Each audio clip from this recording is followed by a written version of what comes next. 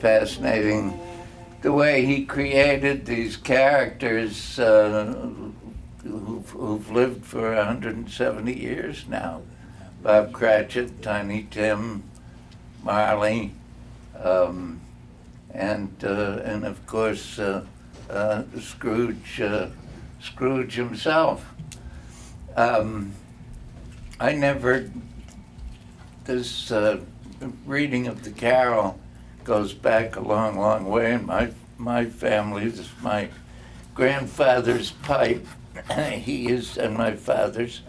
He used to read it, I remember, and my father always read it every Christmas, and I've read it to my family every Christmas.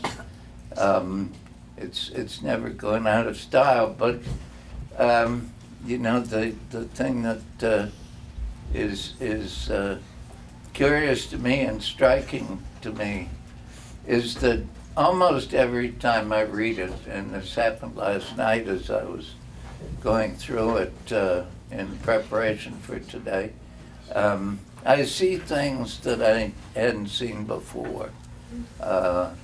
It's such a rich story. Scrooge, of course, is a caricature, but he's a caricature of those of us who create our own reality and live only within our own reality and not real reality. And Marley tries to tell him that, as you will hear in the conversation with Marley when he says that people are supposed to get out and be with other people, and if you don't do that during your life, says poor Marley, you're fated to do so after death.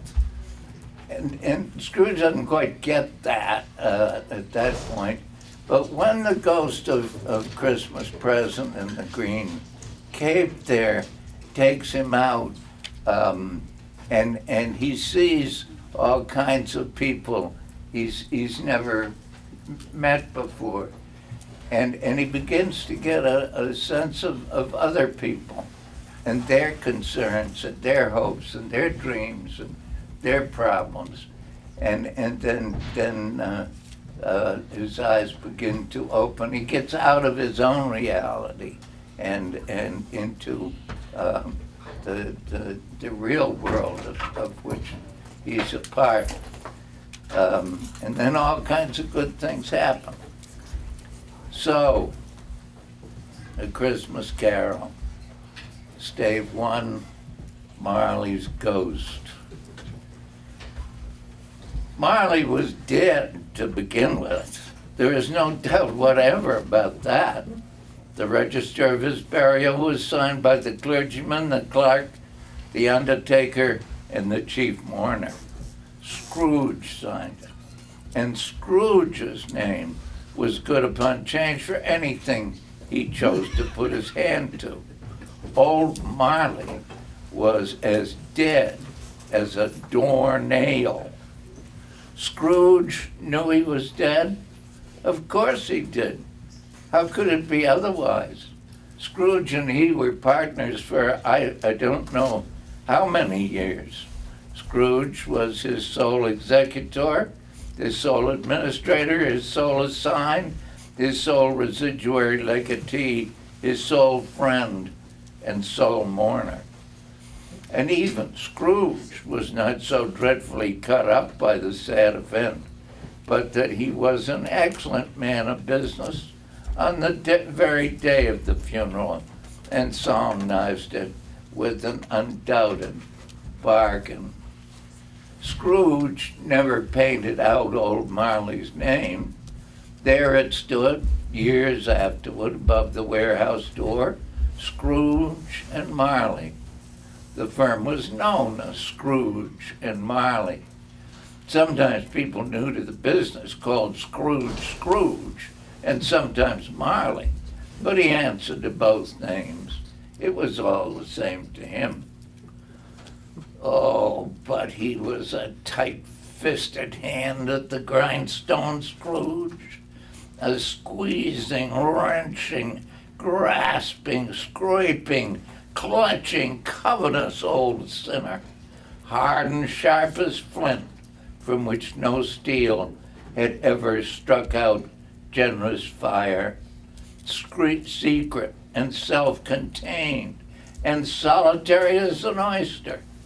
The cold within him froze his old features, nipped his pointed nose, shriveled his cheek, stiffened his gait, made his eyes red, his thin lips blue.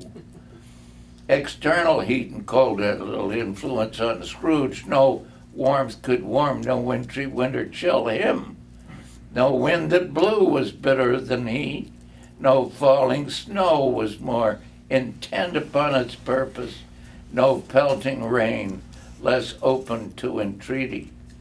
Nobody ever stopped him in the street to say with gladsome looks, "My dear Scrooge, how are you? When will you come to see me?" No beggars implored him to bestow a trifle. No children asked him what it was o'clock. No man or woman ever once in all his life inquired the way to such and such a place of Scrooge. But what did Scrooge care?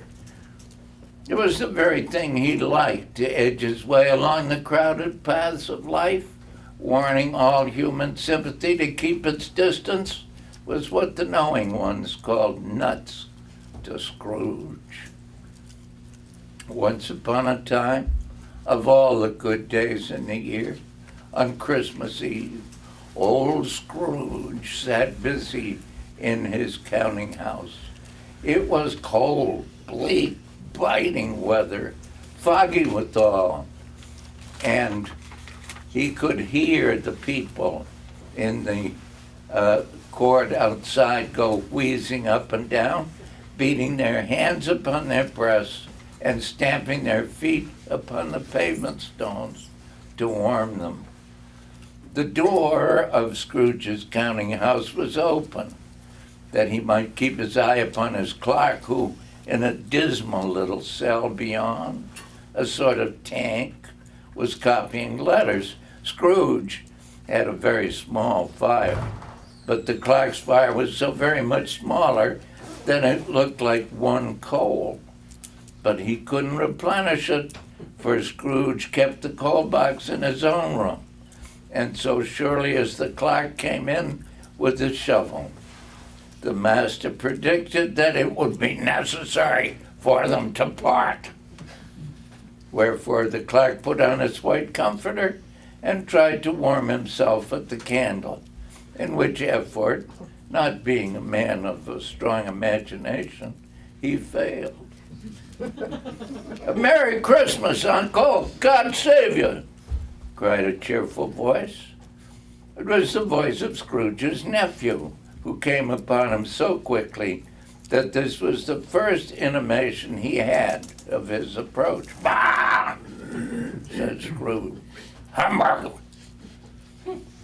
"Christmas a humbug, Uncle?" said Scrooge's nephew. "You don't mean that, I'm sure." "I do," said Scrooge. "Merry Christmas! What right have you to be merry? What reason have you to be merry? You're poor enough." "Come then," returned the nephew gaily. "What right have you to be dismal? What reason have you to be morose? You're rich enough." Scrooge, having no better answer ready in the spur of the moment, said "Bah!" again, and followed it up with "Humbug!" "Don't be cross, Uncle," said the nephew. "What else can I be when I live in such a world of fools as this? Merry Christmas! Out upon Merry Christmas! What's Christmas time to you but a time for paying bills without money, a time for finding yourself a year older and not an hour richer. A time for balancing your books and having every item in them through a round dozen of months presented dead against you. If I could work my will, every idiot who goes about with Merry Christmas on his lips should be boiled with his own pudding and buried with a stake of holly through his heart. He should. Uncle, pleaded the nephew. Nephew, returned the uncle sternly, keep Christmas in your own way and let me keep it in mine. Keep it? But you don't keep it. Let me leave it alone then. Much good may it do you. Much good it has ever done you. There are many things from which I might have derived good, by which I have not profited, I dare say, returned the nephew, Christmas among the rest.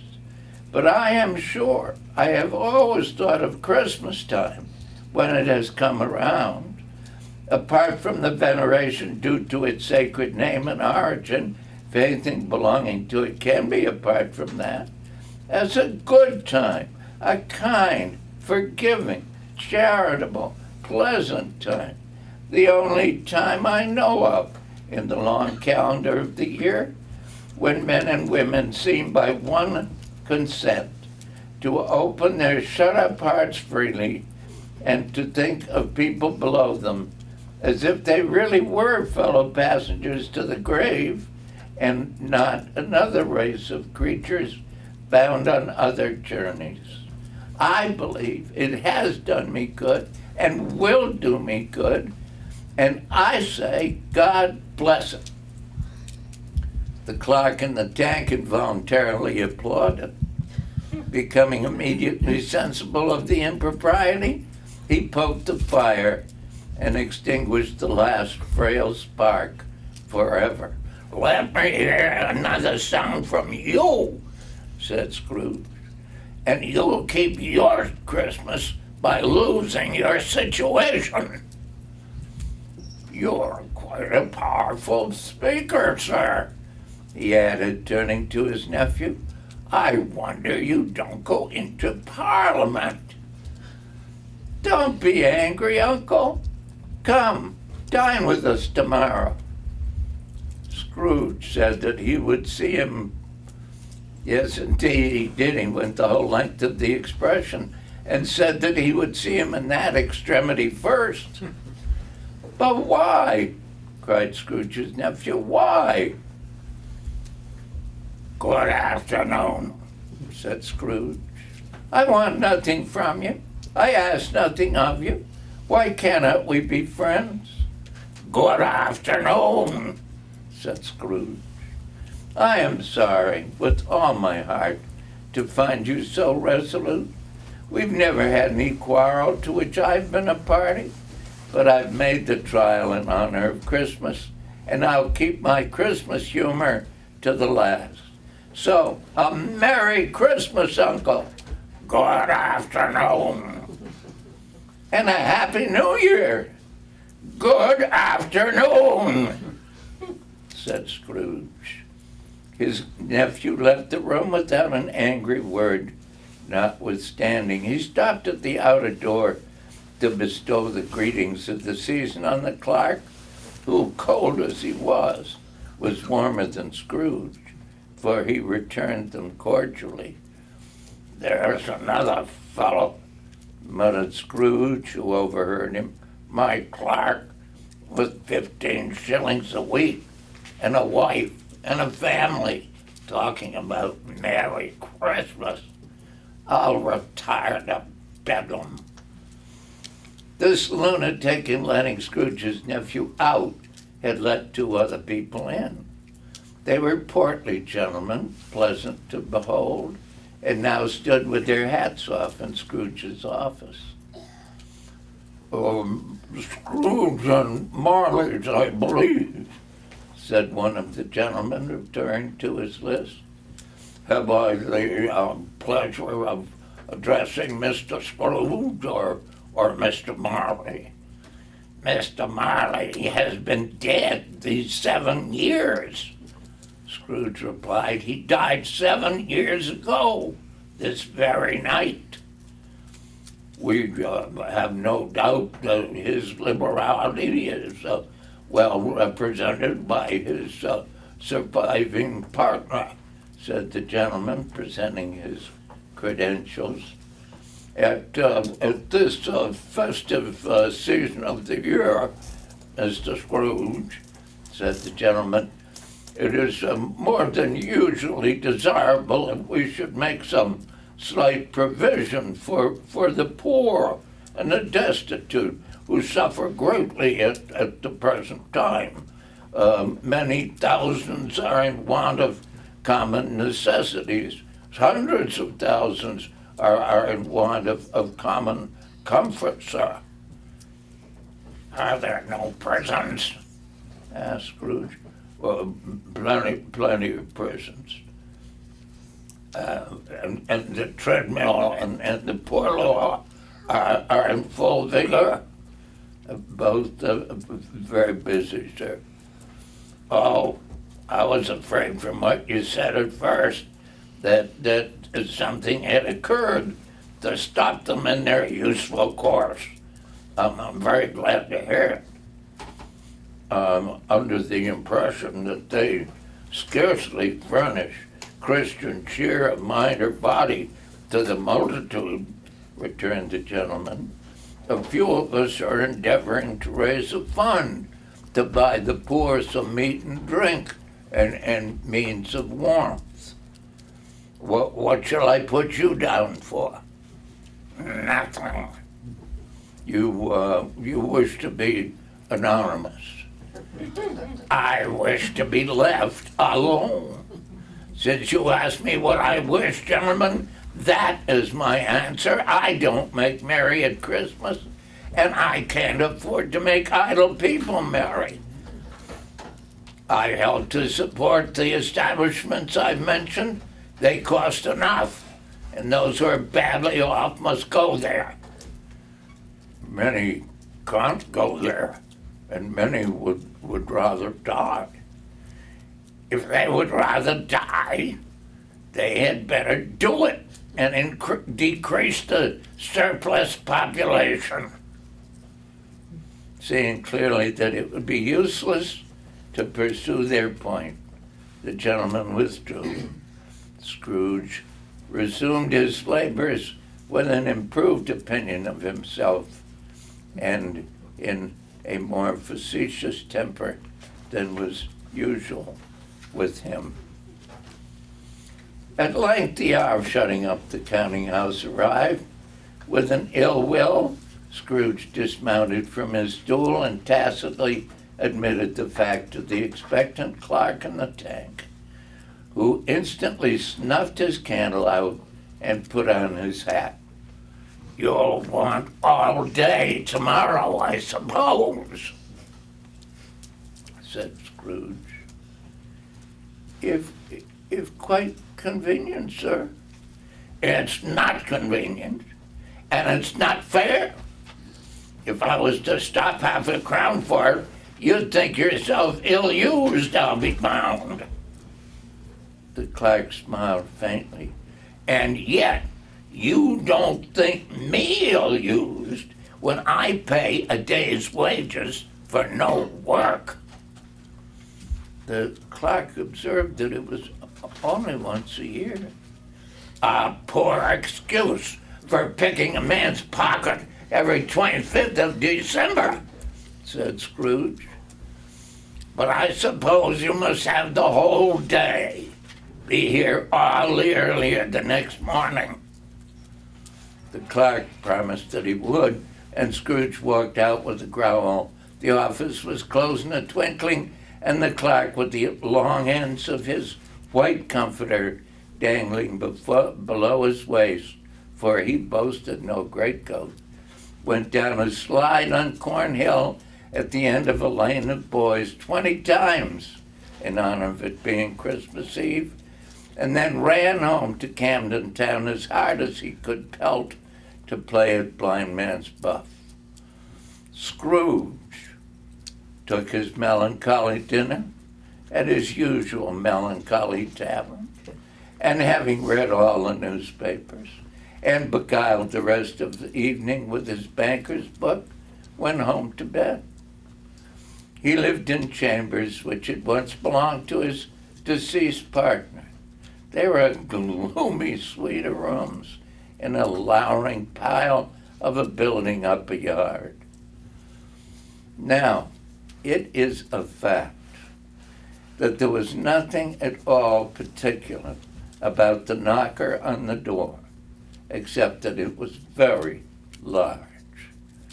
It is also a fact that Scrooge had seen it night and morning during his whole residence in that place. Also, that Scrooge had as little of what is called fancy about him as any man in the city of London, even including, which is a bold word, the corporation, alderman, and livery. Then let any man explain to me, if he can, how it happened that Scrooge, having his key in the lock of the door, saw in the knocker not a knocker, but Marley's face. Marley's face was not an impenetrable shadow, as the other objects in the yard were, but had a dismal light about it, like a bad lobster in a dark cellar. It was not angry or ferocious, but looked at Scrooge as Marley used to look, with ghostly spectacles turned up on its ghostly forehead. As Scrooge looked fixedly at this phenomenon, it was a knocker again. To say that he was not startled, or that his blood was not conscious of a terrible sensation to which it had been a stranger from infancy, would be untrue. But he put his hand upon the key he had relinquished, turned it sturdily, walked in, and lighted his candle. Up the stairs he went, and into his rooms. But before he shut his heavy door, he walked through his rooms to see that all was right. He had just enough recollection of the face to desire to do that. Sitting room, bedroom, lumber room, all as they should be. Nobody under the table, nobody under the sofa. Small fire in the grate, spoon and basin ready, and the little saucepan of gruel. Scrooge had a coal in his head upon the hob. Nobody under the bed, nobody in the closet, nobody in his dressing gown, which was hanging up in a suspicious attitude against the wall. Quite satisfied, he closed his door and locked himself in, double locked himself in, which was not his custom. Thus secured against surprise, he took off his cravat, put on his dressing gown and slippers and his nightcap, and sat down before the fire to take his gruel. "Humbug," he said, as he thought about the knocker. Sitting in his chair, as he threw his head back, his glance happened to rest upon a bell, an unused bell that hung in the room and communicated for some purpose now forgotten with the chamber in the highest story of the building. It was with great astonishment and with a strange, inexplicable dread that as he looked, he saw this bell begin to swing. It swung so softly at the outset that it scarcely made a sound, but soon it rang out loudly, and this might have lasted half a minute or a minute, but it seemed an hour. The bells ceased as they had begun together. They were succeeded by a clanking noise deep down below, as if some person were dragging a heavy chain across the casks in the wine merchant's cellar. Scrooge then remembered to have heard that ghosts in haunted houses were described as dragging chains. The cellar door flew open with a booming sound. Then he heard the noise much louder on the floors below, then coming up the stairs, then coming straight toward his door. "It's humbug still," said Scrooge. "I won't believe it." His color changed, though, when, without a pause, it came on through the heavy door and passed into the room before his eyes. Upon its coming in, the dying flame leapt up as though it cried, "I know him, Marley's ghost," and it fell again.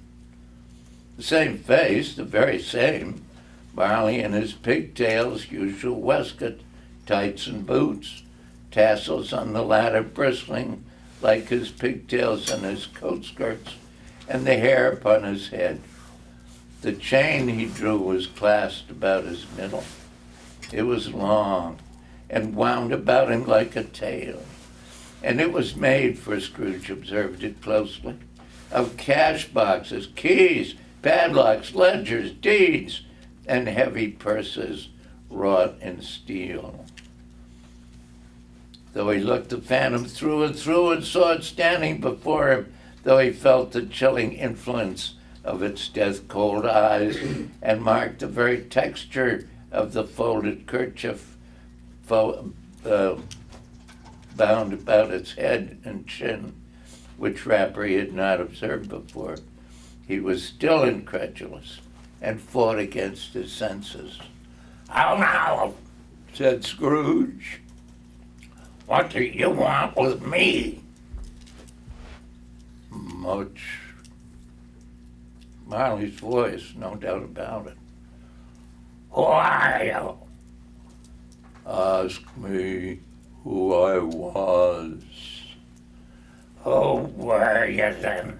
said Scrooge, raising his voice. "You're particular for a shade." He was going to say to a shade, but he substituted this as more appropriate. "In life, I was your partner, Jacob Marley." Can you sit down?" asked Scrooge, looking doubtfully at him. "I can." "Do it then." "You don't believe in me," observed the ghost. "I don't," said Scrooge. "What evidence would you have of my reality beyond that of your senses?" "I don't know," said Scrooge. "Why do you doubt your senses?" "Because a little thing affects them. A slight disorder of the stomach makes them cheats. You may be an undigested bit of beef, a blot of mustard, a crumb of cheese, a fragment of an underdone potato. There's more of gravy than of grave about you, whatever you are."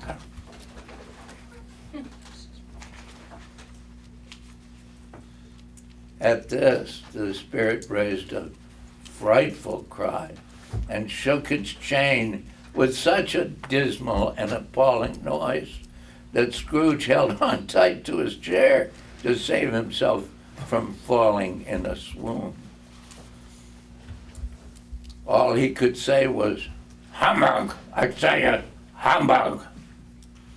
But how much greater was his horror when the phantom, taking off the bandage around his head, as if it were too warm to wear indoors, its lower jaw dropped down upon his breast. Scrooge fell upon his knees and clasped his hands before his face. "Mercy!" he said. "Dreadful apparition! Why do you trouble me?" "Man of the worldly mind," replied the ghost, "do you believe in me or not?" "I do," said Scrooge. "I must. But why do spirits walk the earth, and why do they come to me?" It is required of every man that the spirit within him should walk abroad among his fellow men and travel far and wide, and if that spirit goes not forth in life, it is condemned to do so after death. It is doomed to wander through the world. Oh, woe is me! And witness what it cannot share, but might have shared on earth and turned to happiness.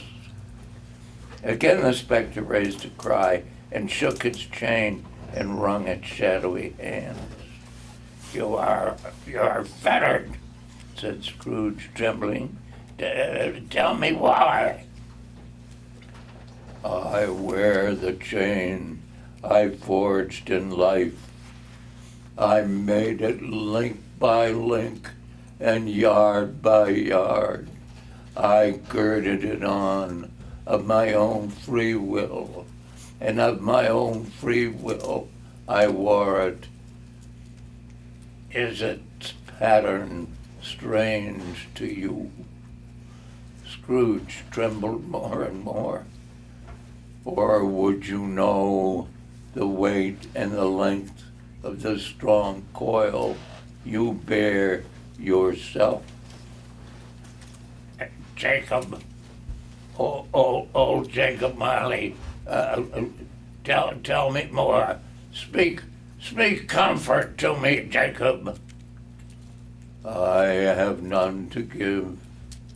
It comes from other regions, Ebenezer Scrooge, and is conveyed by other ministers to other kinds of men.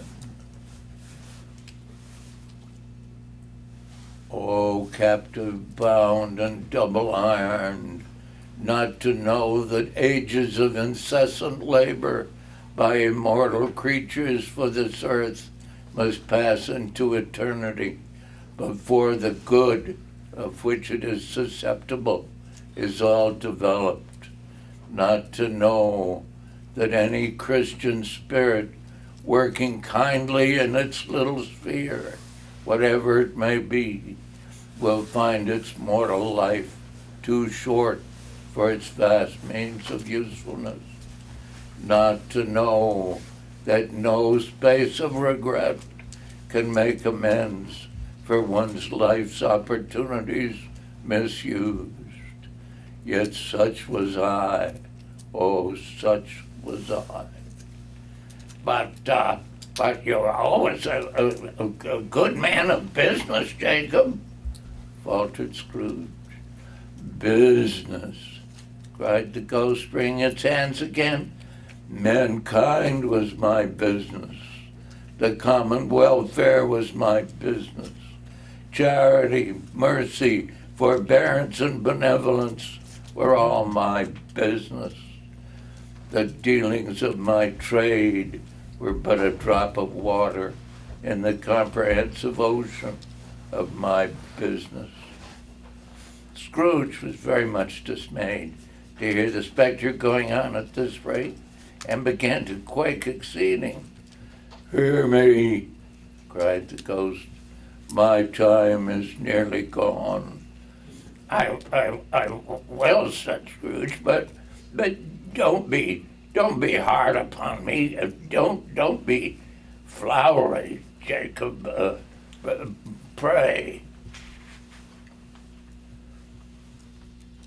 You have a hope of escaping my fate, a chance and hope of my procuring Ebenezer.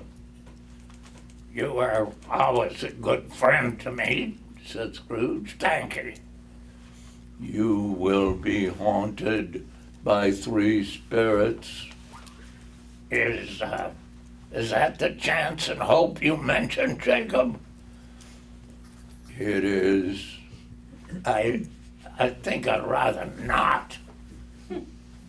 Without their visits, said the ghost, you cannot hope to shun the path I tread. Expect the first tomorrow, when the bell tolls 1, Couldn't I take them all at once and have it over, Jacob? Expect the second on the next night at the same hour, the third upon the next night, when the last stroke of 12 has ceased to vibrate.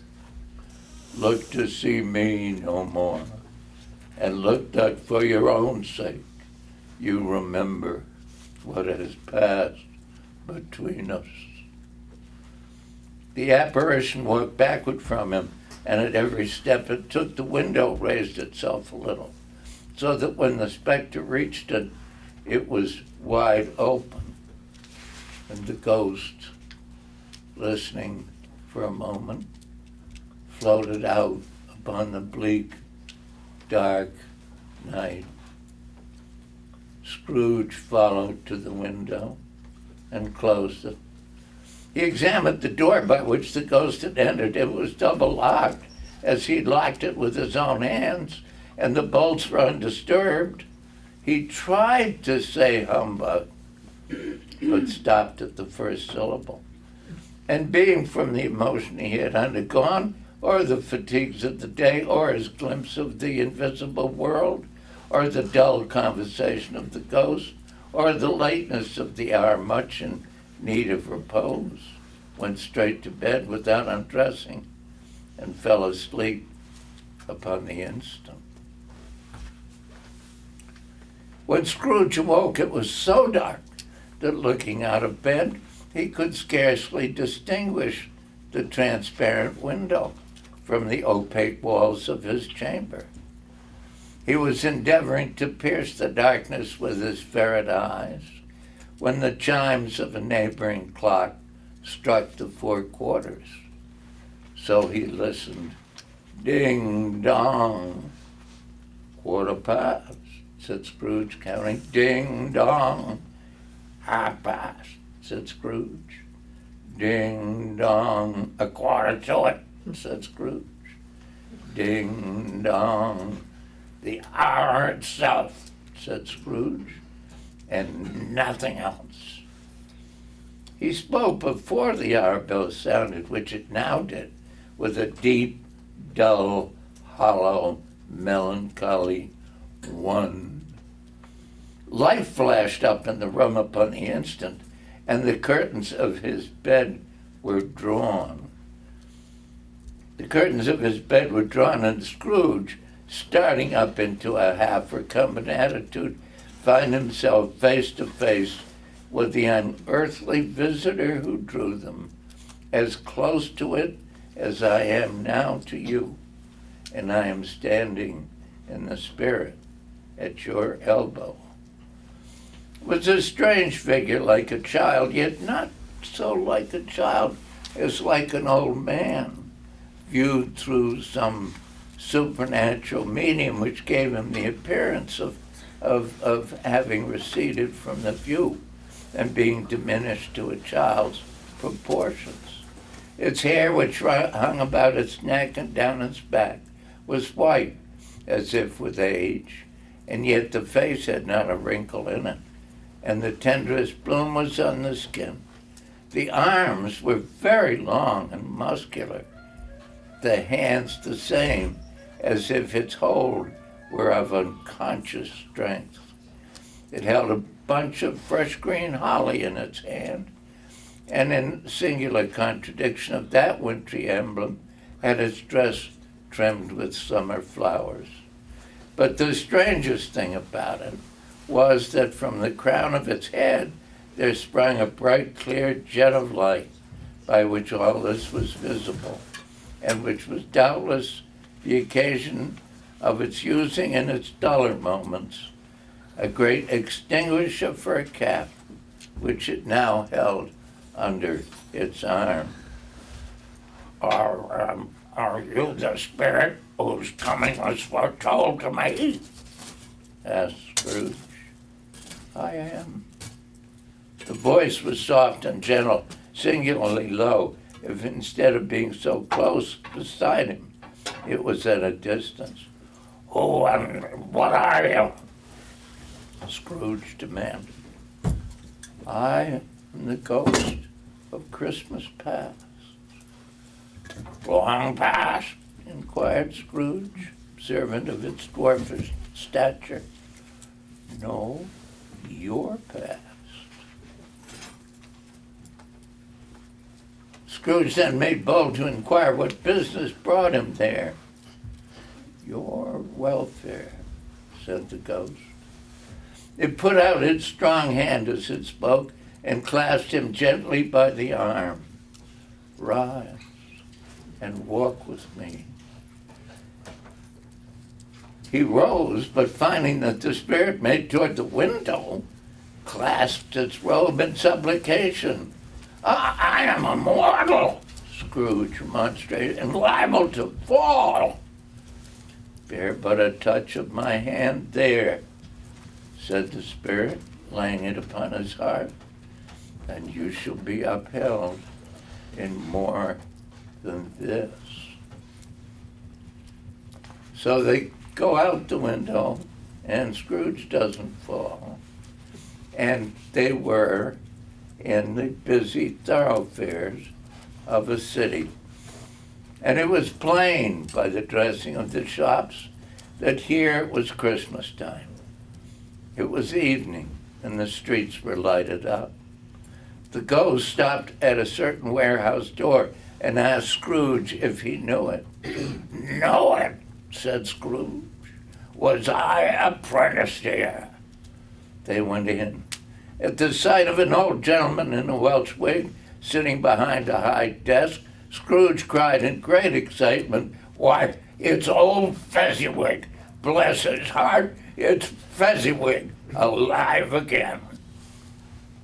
Old Fezziwig laid down his pen, looked up at the clock, which pointed to the hour of 7, rubbed his hands, adjusted his capacious waistcoat, laughed all over himself, from his shoes to his organ of benevolence, and called out in a comfortable, oily, rich, fat, jovial voice, Yo there, Ebenezer! Dick! Scrooge, his former self, a young man, came briskly in, accompanied by his fellow apprentice. Dick Wilkins, said Scrooge to the ghost. Bless me, yes. There he is. He was very much attached to me, was Dick. Poor Dick. Dear, dear. Yo-ho, my boys, said Fezziwig. No more work tonight. Christmas Eve, Dick. Christmas, Ebenezer. Let's have the shutters up before a man can say Jack Robinson. Hilly-ho, cried old Fezziwig, skipping down from the high desk with wonderful agility. Clear away, my lads, and let's have lots of room here. Hilly-ho, Dick. Cheer up, Ebenezer. Clear away? Nothing that they wouldn't have cleared away or couldn't have cleared away with old Fezziwig looking on. 'Twas done in a minute. Every movable was packed off as if it were dismissed from public life forever. The floor was swept and watered. The lamps were trimmed. Fuel was heaped upon the fire. And the warehouse was as snug and warm and dry and bright a ballroom as you would desire to see upon a winter's night. In came a fiddler with a music book and went up to the lofty desk and made an orchestra of it and tuned like 50 stomach aches. In came Mrs. Fezziwig, one vast, substantial smile. In came the 3 Miss Fezziwigs, beaming and lovable. In came the 6 young followers, whose hearts they broke. In came all the young men and women employed in the business. In came the housemaid with her cousin, the baker. In came the cook with her brother's particular friend, the milkmaid. In they all came, one after another, some shyly, some boldly, some gracefully, some awkwardly, some pushing, some pulling, and they all came, anyhow and everyhow. Away they all went, 20 couple at once, hands half around, and back again the other way, down the middle and up again, round and round in various stages of affectionate grouping, old top couple always turning up in the wrong place, new top couples starting off again as soon as they got there, all top couples at last, and not a bottom one to help them. When this result was brought about, old Fezziwig, clapping his hands to stop the dance, cried out, "Well done!" And the fiddler plunged his hot face into a pot of porter especially provided for that purpose. There were more dances, and there were forfeits, and more dances, and there was cake, and there was negus, and there was a great piece of cold roast, and there was a great piece of cold boiled, and there were mince pies, and plenty of beer. When the clock struck 11, this domestic ball broke up. Mr. and Mrs. Fezziwig took their stations, one on either side of the door, and shaking hands with every person individually as he or she went out, wished him or her a Merry Christmas. When everybody had retired but the two apprentices, they did the same to them. And then the cheerful voices died away, and the lads were left to their beds, which were under a counter in the back shop. During the whole of this time, Scrooge acted like a man out of his wits. His heart and soul were in the scene with his former self. He corroborated everything, remembered everything, enjoyed everything, and underwent the strangest agitation. It was not until now, when the bright faces of his former self and Dick were turned from them, that he remembered the ghost and became conscious that it was looking full upon him, while the light upon its head burned very clear. "A small matter," said the ghost, "to make these silly folks so full of gratitude." "Small," echoed Scrooge. "Why, is it not? He has spent but a few pounds of your mortal money, 3 or 4 perhaps. Is that so much that he deserves this praise?" "It isn't that," said Scrooge, heated by the remark, and speaking unconsciously like his former self, his latter, not his latter self. "It isn't that, Spirit. He has the power to render us happy or unhappy, to make our service light or burdensome, a pleasure or a toil. Say that his power lies in words and looks, in things so slight and insignificant that it's impossible to add and count them up. What then? The happiness he gives is quite as great as if it cost a fortune." He felt the spirit's glance and stopped. "What is the matter?" asked the ghost. "Nothing particular," said Scrooge. "Something, I think," the ghost insisted. No, I should like to be able to say a word or two to my clerk just now. That's all." Suddenly they were in another scene and place, a room, not very large or handsome, but full of comfort.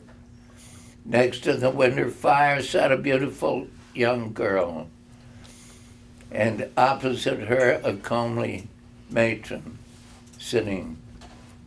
The noise in this room was perfectly tumultuous, for there were more children there than Scrooge could count. Now a knock on the door was heard, and such a rush immediately ensued to greet the father, who came home attended by a man with Christmas toys and presents.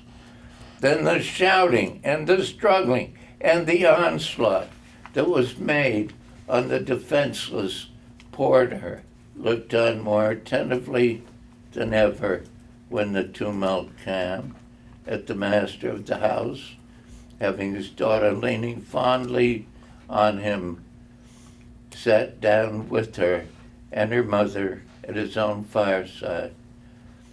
And when Scrooge thought that such another creature, quite as graceful and as full of promise, might have called him father, and been a springtime in the haggard winter of his life, his sight grew very dim indeed. "Belle," said the husband, turning to his wife with a smile, "I saw an old friend of yours this afternoon." "Who was it?" "Guess." "How can I? Tut, don't I know? Mr. Scrooge." Mr. Scrooge it was. I passed his office window, and as it was not shut up, and he had a candle inside, I could scarcely help seeing him. His partner lies upon the point of death, I hear, and there he sat, alone, quite alone in the world, I do believe. "Spirit," said Scrooge in a broken voice, "remove me from this place." "I told you, these were shadows of the things that have been," said the ghost, "that they are what they are. Do not blame me." "Remove me!" Scrooge exclaimed. "I cannot bear it. Leave me, take me back, haunt me no longer." In the struggle, if that can be called a struggle, in which the ghost, with no visible resistance on its own part, was undisturbed by any effort of its adversary, Scrooge observed that its light was burning high and bright and dimly connecting that with its influence over him. He seized the extinguisher cap and by a sudden action pressed it down upon its head. The spirit dropped beneath it so that the extinguisher covered its whole form. But though Scrooge pressed it down with all his force, he could not hide the light which streamed from under it in a broken flood upon the ground. He was conscious of being exhausted and overcome by an irresistible drowsiness, and further of being in his own bedroom. He gave the cap a parting squeeze, in which his hand relaxed, and had barely time to reel to bed before he sank into a heavy sleep. So, Scrooge has fallen into bed, fast asleep, awaking in the middle of a prodigiously tough snore, and sitting up in bed to get his thoughts together. Scrooge had no occasion to be told that the bell was again upon the stroke of 1. Now, being prepared for almost anything, he was not by any means prepared for nothing. And consequently, when the bell struck 1 and no shape appeared, he was taken with a violent fit of trembling. 5 minutes, 10 minutes, quarter of an hour went by, yet nothing came. All this time he lay upon his bed, the very core and center of a blaze of ruddy light, which streamed upon it when the clock proclaimed the hour, and which, being only light, was more alarming than a dozen ghosts. At last, he began to think that the source and the secret of this ghostly light might be in the adjoining room. And from whence, on further tracing it, it seemed to shine. This idea taking full possession of his mind, he got up softly and shuffled in his slippers to the door. The moment Scrooge's hand was on the lock, a strange voice called him by his name and bade him enter. He obeyed. It was his own room, there was no doubt about that, but it had undergone a surprising transformation. The walls and ceilings were so hung with living green that it looked a perfect grove, from every part of which bright gleaming berries glistened. The crisp leaves of holly, mistletoe, and ivy reflected back the light, as if so many little mirrors had been scattered there. And such a mighty blaze went roaring up the chimney as that dull petrifaction of a hearth had never known in Scrooge's time or Marley's, or for many and many a winter gone. Heaped up on the floor to form a kind of throne, were turkeys, geese, game, poultry, brawn, great joints of meat, sucking pigs, long wreaths of sausages, mince pies, plum puddings, barrels of oysters, red-hot chestnuts, cherry-cheeked apples, juicy oranges, luscious pears, immense 12 cakes, and seething bowls of punch that made the chamber dim with their delicious steam.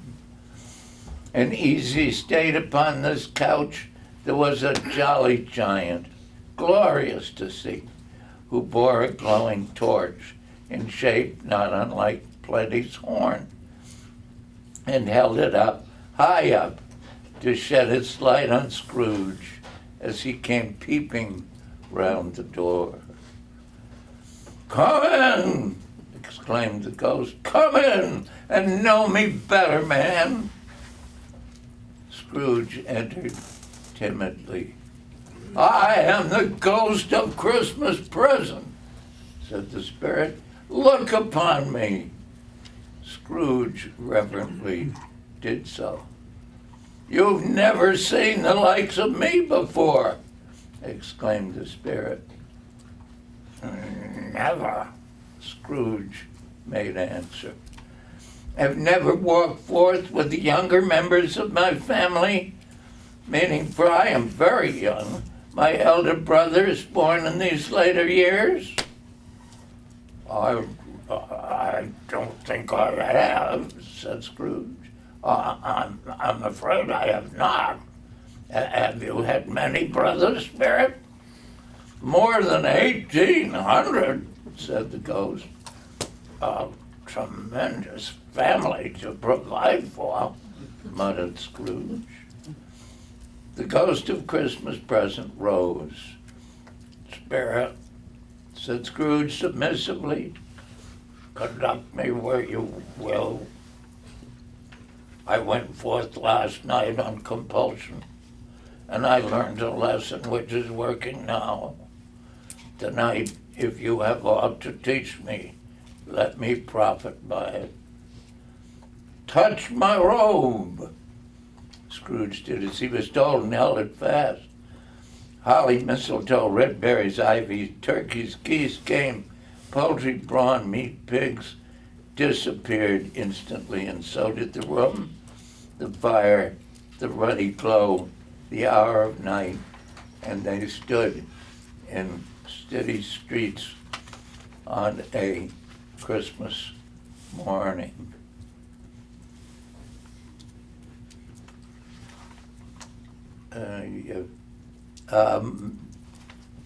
So the ghost, which was quite a surprising capacity, was able to, despite its giant size, could accommodate himself to any place with great ease. And he stood beneath the low roof quite as gracefully as it was possible he could have done in any lofty hall. And perhaps it was the pleasure the good spirit had in showing off this power of his, or else it was his own kind, generous, hearty nature and his sympathy with all poor men that led him straight to Scrooge's clerk's. For there he went and took Scrooge with him, holding to his robe.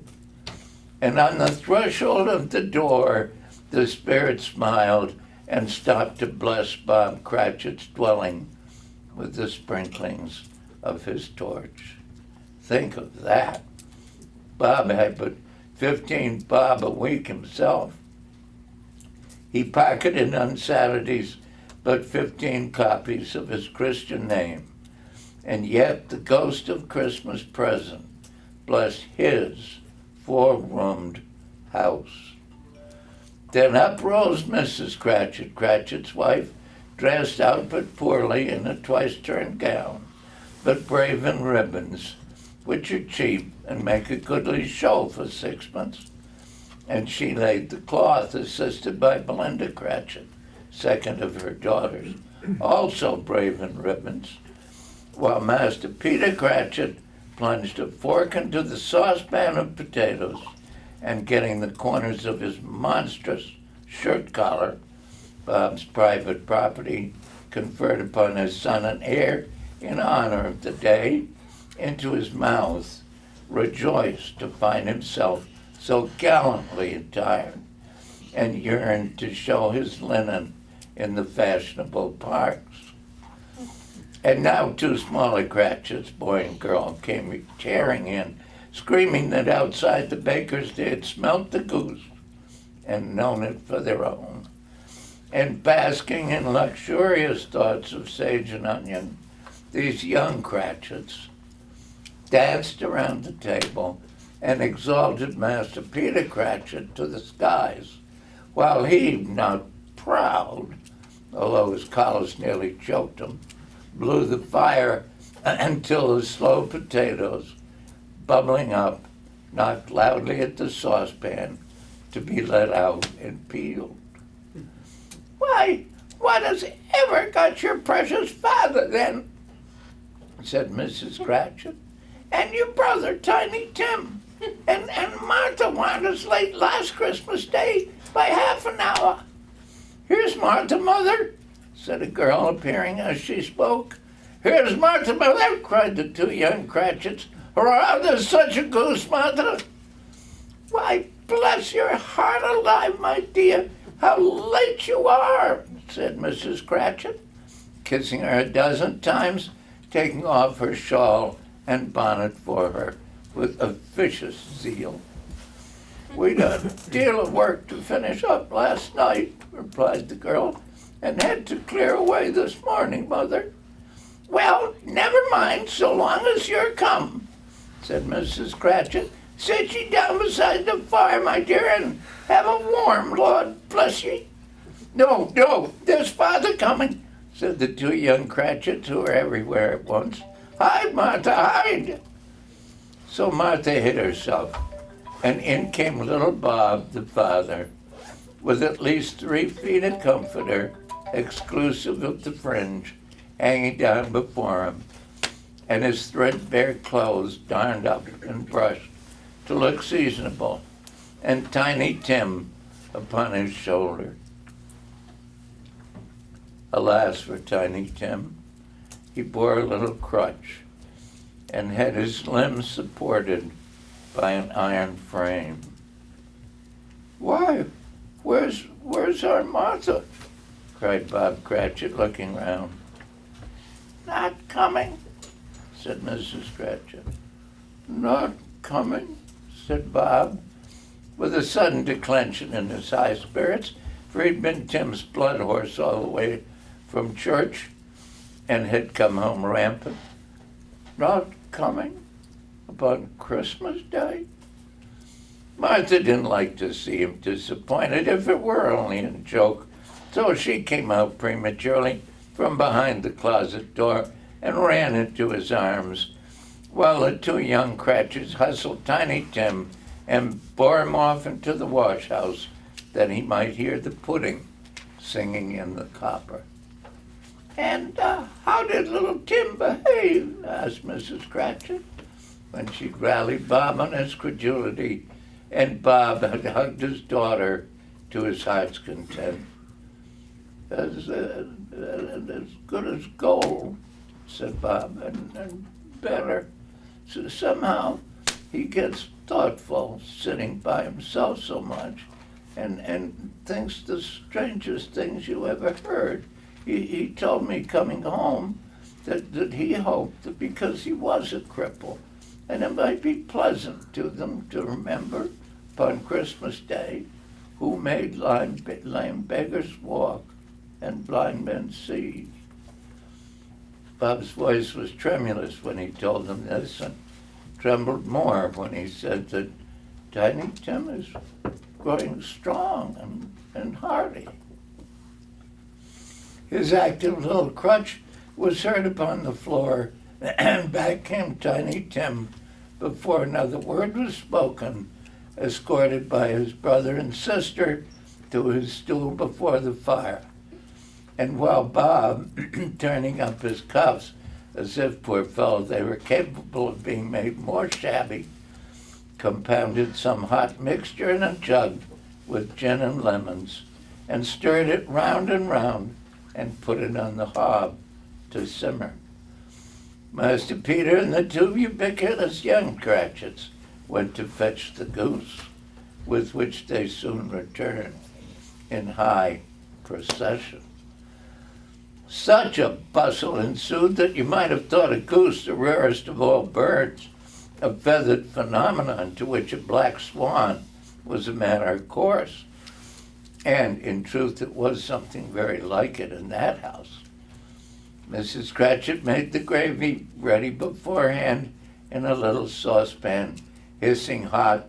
Master Peter mashed the potatoes with incredible vigor. Miss Belinda sweetened up the applesauce. Martha dusted the hot plates. Bob took Tiny Tim beside him in a tiny corner at the table. The two young Cratchits set chairs for everybody, not forgetting themselves, and mounting guard upon their posts, crammed spoons into their mouths, lest they should shriek for goose before their turn came to be helped. At last the dishes were set on, grace was said, and it was succeeded by a breathless pause as Mrs. Cratchit, looking slowly all along the carving knife, prepared to plunge it in the breast. But when she did, and when the long-expected gush of stuffing issued forth, one murmur of delight rose all around the board, and even Tiny Tim, excited by the two young Cratchits, beat on the table with the handle of his knife and feebly cried, "Hurrah!" There never was such a goose. Bob said he didn't believe there ever was such a goose cooked. Its tenderness and flavor, size and cheapness were the themes of universal admiration. Eked out by the applesauce and mashed potatoes, it was a sufficient dinner for the whole family. Indeed, as Mrs. Cratchit said, with great delight, surveying one small atom of a bone upon the dish, they hadn't ate it all at last. Yet everyone had had enough, and the youngest Cratchits in particular were steeped in sage and onions to the eyebrows. But now the plates being changed by Miss Belinda, Mrs. Cratchit left the room alone, too nervous to bear witness, to take the pudding up and bring it in. In half a minute, Mrs. Cratchit entered, flushed but smiling proudly, with the pudding like a speckled cannonball, so hard and firm, blazing in half a quartern of ignited brandy and bedight with Christmas holly stuck into the top. Oh, wonderful pudding. Bob Cratchit said, and calmly too, that he regarded it as the greatest success achieved by Mrs. Cratchit since their marriage. Mrs. Cratchit said that now the weight was off her mind. She would confess she had had her doubts about the quantity of flour. At last the dinner was all done, the cloth cleared, the hearth swept, the fire made up, the compound in the jug being tasted and considered perfect.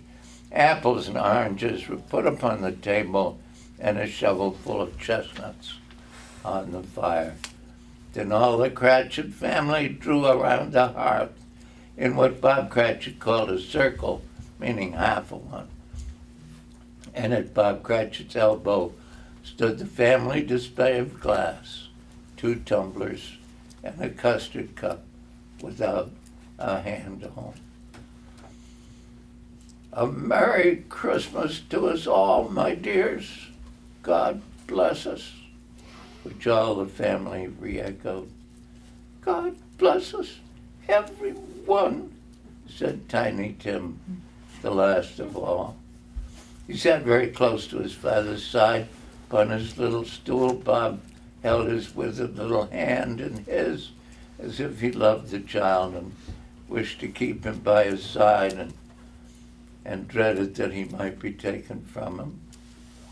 "Spirit," said Scrooge, with an interest he'd never felt before, "tell me if Tiny Tim will live." "I see a vacancy," replied the ghost, "in the poor chimney corner, and a crutch without an owner, carefully preserved. If these shadows remain unaltered by the future, the child will die." "No, no," said Scrooge. "Oh, no.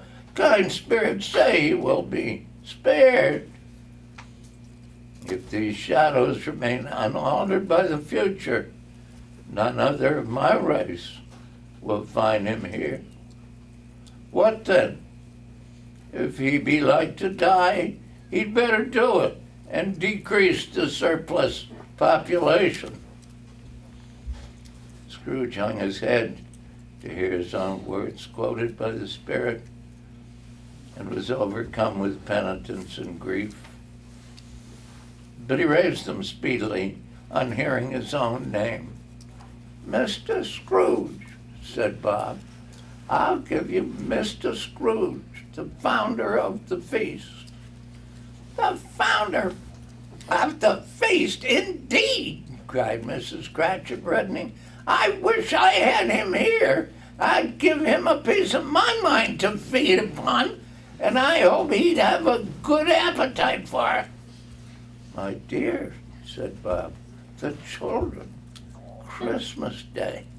"It should be Christmas Day, I'm sure," said she, "in which one drinks the health of such an odious, stingy, hard, unfeeling man as Mr. Scrooge. You know he is, Robert. Nobody knows it better than you do, poor fellow." "My dear," was Bob's mild answer, "Christmas Day." "I'll drink his health for your sake and the day's," said Mrs. Cratchit, "not for his. Long life to him, a Merry Christmas, and a Happy New Year. He'll be very merry and very happy, I have no doubt." The children drank the toast after it was the first of their proceedings which had no heartiness in it. Tim drank it last of all, but he didn't care tuppence for it. Scrooge was the ogre of the family. The mention of his name cast a dark shadow on the party, which was not dispelled for full 5 minutes. Much they saw, far they went, many houses they visited, but always with a happy end. The spirits stood beside sick beds, and they were cheerful on foreign lands, and they were close at home by struggling men, and they were patient in their greater hopes by poverty, and it was rich. In almshouses, hospitals, and jails, in misery's every refuge, where vain man in his little brief authority had not made fast the door and barred the spirit out, he left his blessing and taught Scrooge his precepts. 'Was a long night, but we're only night.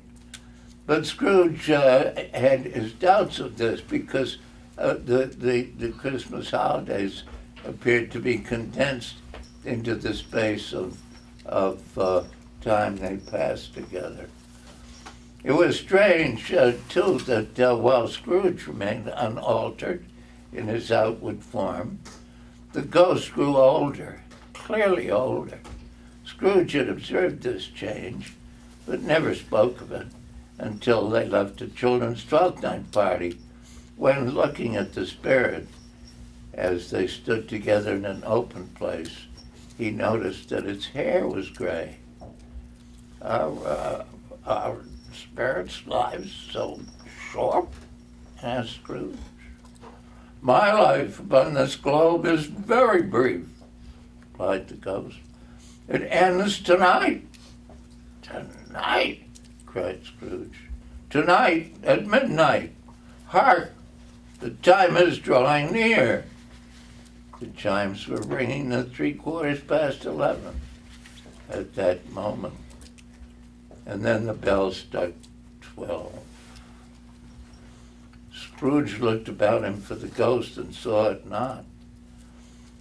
As the last stroke ceased to vibrate, he remembered the prediction of old Jacob Marley, and lifting up his eyes, beheld a solemn phantom, draped and hooded, coming like a mist along the ground towards him. The phantom slowly, gravely, silently approached. When it came near him, Scrooge bent down upon his knee, for in the very air through which this spirit moved, it seemed to scatter gloom and mystery. It was shrouded in a deep black garment, which concealed its head, its face, its form, and left nothing of it visible, save one outstretched hand. I'm in the presence of the ghost of Christmas yet to come, said Scrooge. The spirit answered not, but pointed onward with its hand. You are about to show me the shadows of the things that have not happened, but will happen in the time before us.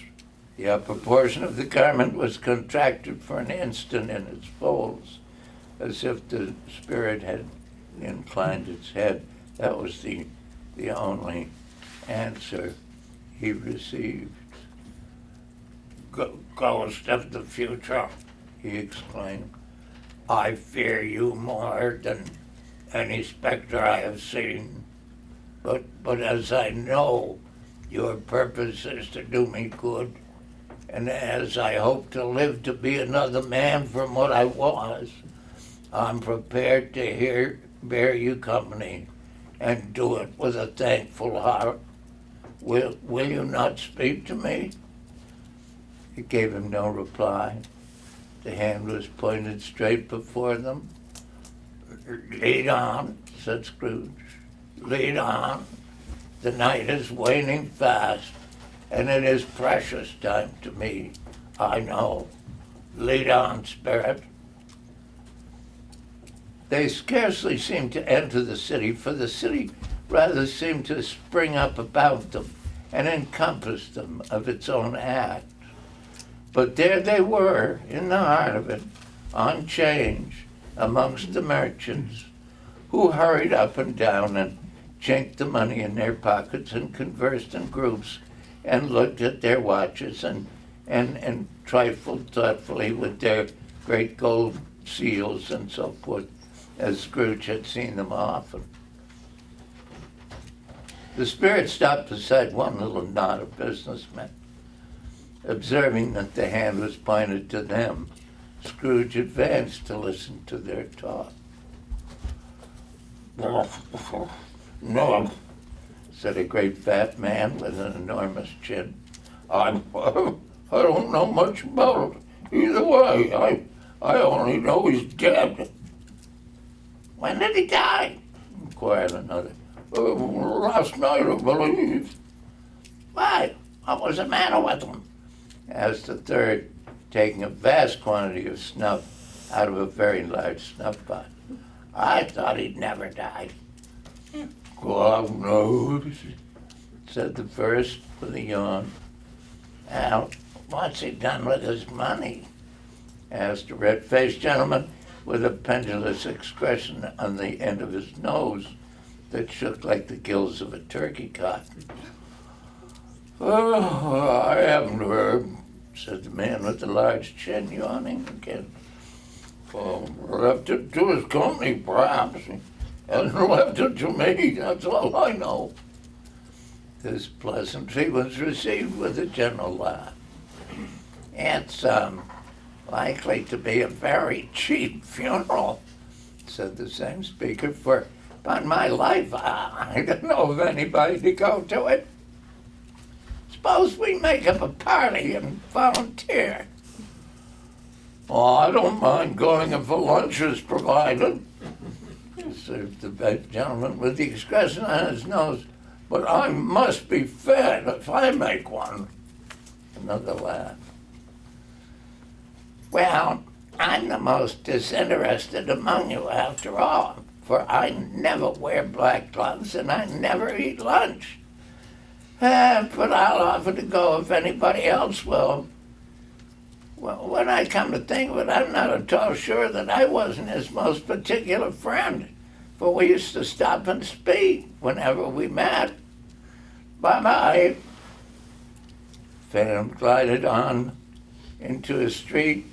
Its finger pointed to two persons meeting. Scrooge knew the men. Couldn't see himself around there, but he knew everybody else. He knew these men, too, the ones that the Phantom was pointing at. They were men of business, very wealthy, and of great importance. He made a point always of standing well in their esteem in a business point of view, that is, strictly in a business point of view. "How are you?" said one. "How are you?" returned the other. "Well, old Scratch has got his own at last, eh?" "So I'm told. Cold, isn't it?" "Yeah, seasonable for Christmas time. You're not a skater, I suppose?" No, nothing. Something else to think of. Morning." And that was the conversation. And suddenly the scene had changed. And now he almost touched a bed, a bare, uncurtained bed, on which, beneath a ragged sheet, there lay a something covered up, which, though it was dumb, announced itself in awful language.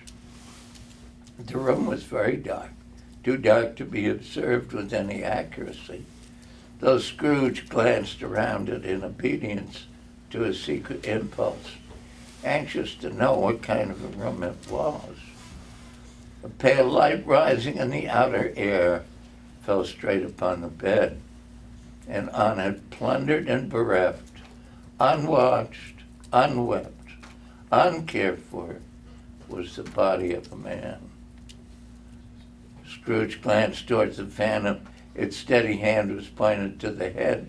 The cover was not so carefully adjusted, but that the slightest raising of it, the motion of a finger upon Scrooge's part, would have disclosed the face.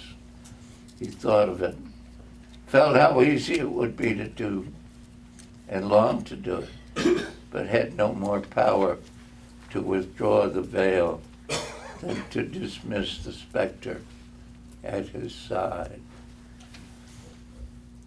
This man lay on the bed in the dark, empty house. Was not a man, a woman, or a child to say that he was kind to me and this or that. And for the memory of that one kind word, I will be kind to him. And they move on, and he accompanies the spirit until they reached an iron gate. And he paused to look around him before entering a churchyard. Here then the wretched man whose name he had now to learn lay underneath the ground. 'Twas a worthy place, walled in by houses, overrun by grass and weeds. The spirit stood among the graves and pointed down to one. Scrooge advanced toward it, trembling. The Phantom was exactly as it had been, but he dreaded that he saw new meaning in its solemn shape. "Before I draw nearer to that stone to which you point," said Scrooge. Answer me one question. Are these the shadows of the things that will be, or are they shadows of things that may be only? Still the ghost pointed downward to the grave by which it stood. Men's courses will foreshadow certain ends, to which if persevered in they must lead, said Scrooge. But if the courses be departed from, the ends will change. Say it is thus with what you show me. The spirit was immovable as ever. Scrooge crept toward it, trembling as he went, and following the finger, read upon the stone of the neglected grave his own name, Ebenezer Scrooge. Am I that man who lay upon the bed, he cried, upon his knees? The finger pointed from the grave to him and back again. No, spirit, oh no, no! The finger still was there.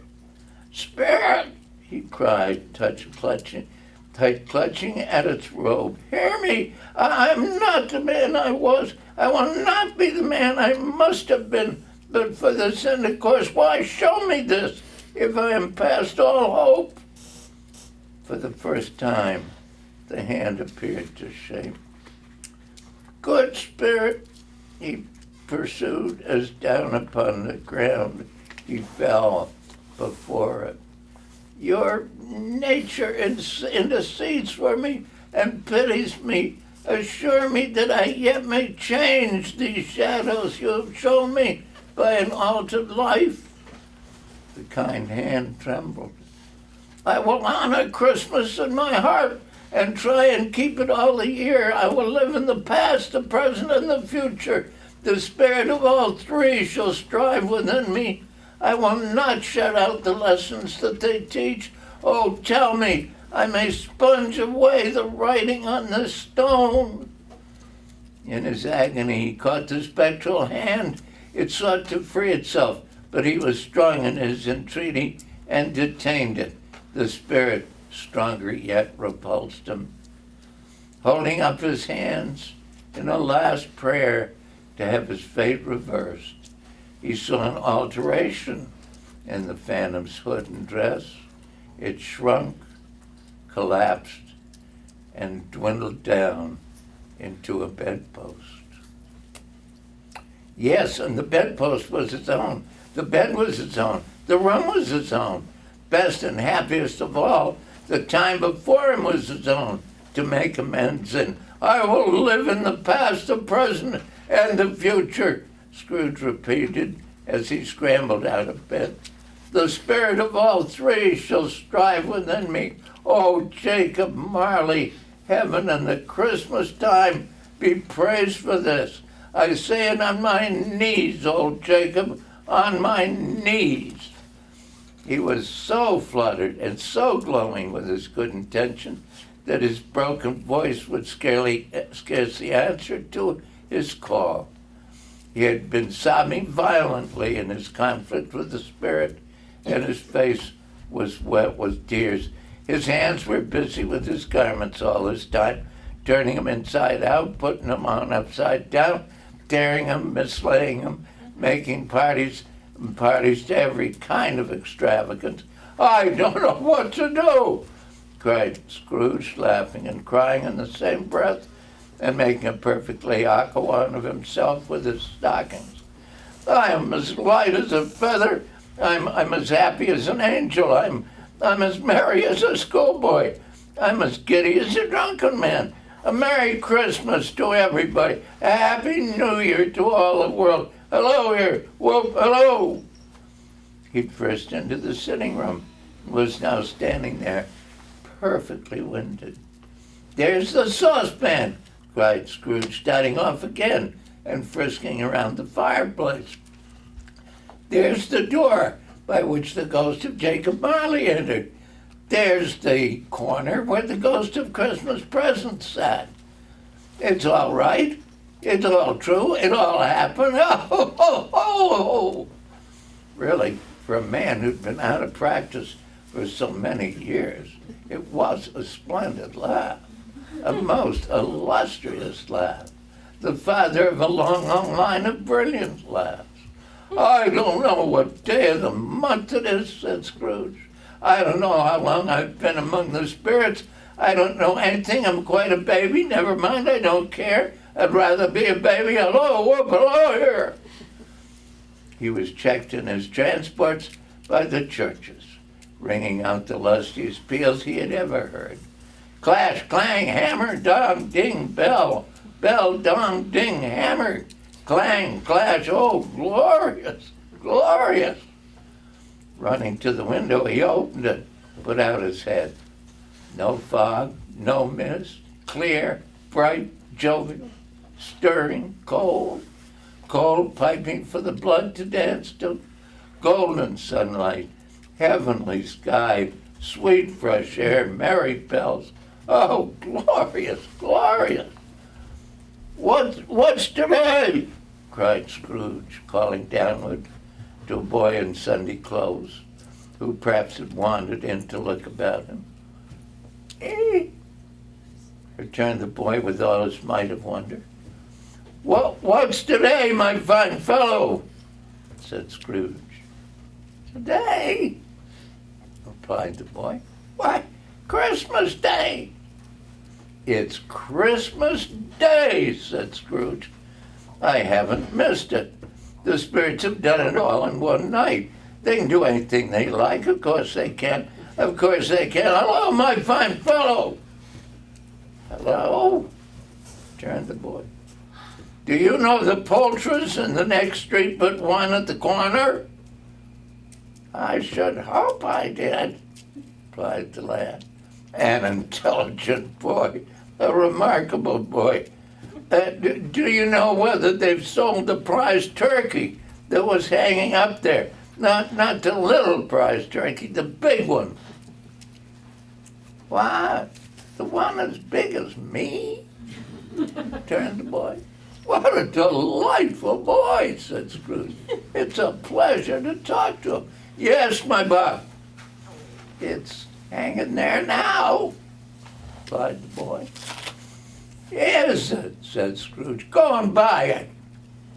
Walker? Exclaimed the boy. No, said Scrooge. I'm in earnest. Go and buy it. Tell him to bring it here, that I may give him the directions where to take it. Come back with the man and I'll give you a shilling. Come back with him in less than 5 minutes, I'll give you half a crown. The boy was off like a shot. I'll send it to Bob Cratchit's, said Scrooge, rubbing his hands and splitting with a laugh. He shan't know who sends it. It's twice the size of Tiny Tim. The hand in which he wrote the address was not a steady one, but write it he did somehow, went downstairs to open the street door ready for the coming of the poulterer's man. As he stood there waiting his arrival, the knocker caught his eye. I shall love it as long as I live, cried Scrooge, patting it with his hand. I scarcely ever looked at it before. What an honest expression it has in its face. It's a wonderful knocker. Here's the turkey. Hello, whoop, hello. How are you? Merry Christmas. It was a turkey. It never could have stood upon his legs, that bird.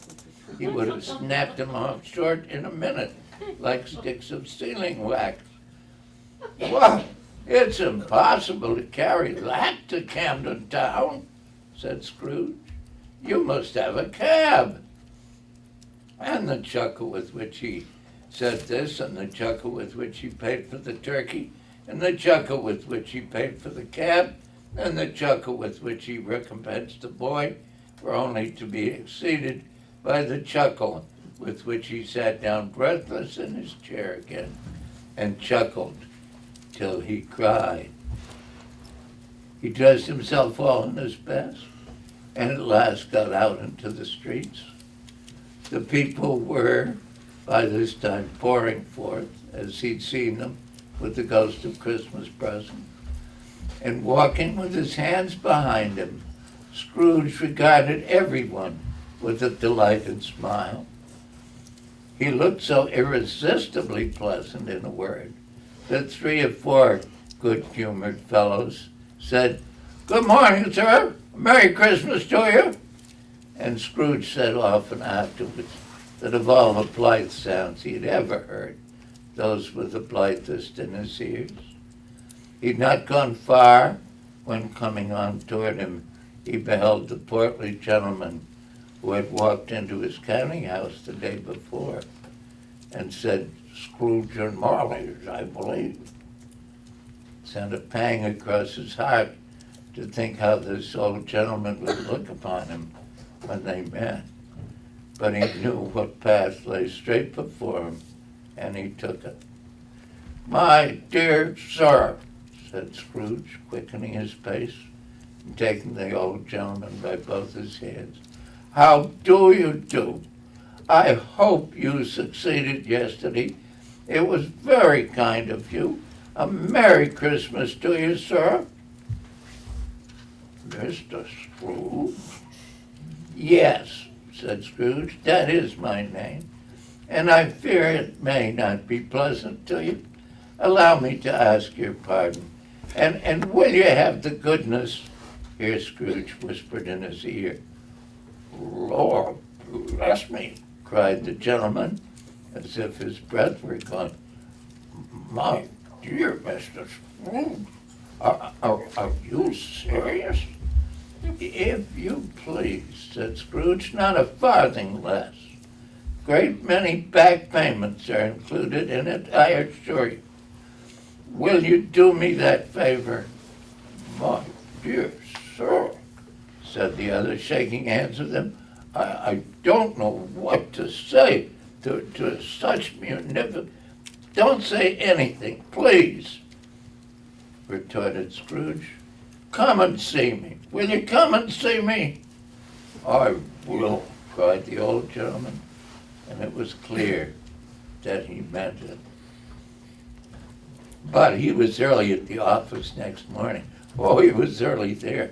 If he could only be there first and catch Bob Cratchit coming late, that was the one thing he'd set his heart upon, and he did it. Yes, he did. The clock struck 9. No Bob. 1:15. No Bob.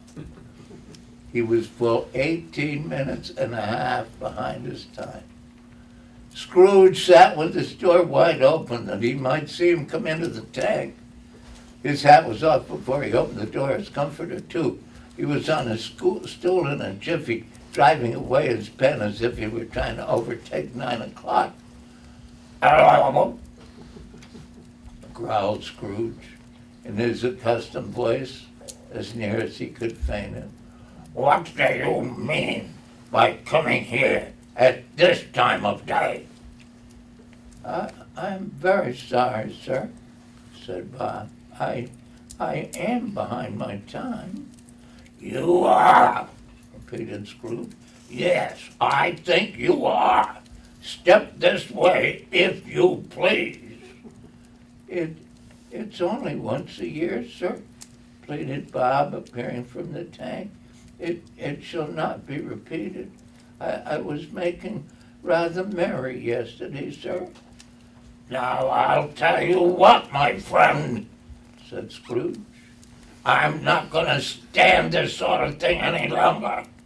And therefore," he continued, leaping from his stool and giving Bob such a dig in the waistcoat that he staggered back into the tank again, "and therefore I'm about to raise your salary." Bob trembled, got a little near the ruler. He had a momentary idea of knocking Scrooge down with it, holding him and calling in the people in the court for help and a straight waistcoat. "A Merry Christmas, Bob," said Scrooge, with an earnestness that could not be mistaken, as he clapped him on the back. "A Merry Christmas, Bob, my good fellow. than I've given you for many a year. I'll raise your salary and endeavor to assist your struggling family, and we'll discuss your affairs this very afternoon over a Christmas bowl of smoking bishop. Bob, make up the fires and buy another coal scuttle before you dot another I, Bob Cratchit. Scrooge was better than his word. He did it all and infinitely more. And to Tiny Tim, who did not die, he was a second father. He became as good a friend, as good a master, and as good a man as the good old city knew, or any other good old city, town, or borough in the good old world. Some people laughed to see the alteration in him, but he let them laugh, and little heeded them, for he was wise enough to know that nothing ever happened on this globe for good at which some people did not have their fill of laughter at the outset. His own heart laughed, and that was quite enough for him. He had no further intercourse with spirits, but lived upon the total abstinence principle ever afterwards. And it was always said of him that he knew how to keep Christmas well, if any man alive possessed the knowledge. May that be truly said of us and all of us. And so, as Tiny Tim observed, God bless us, everyone.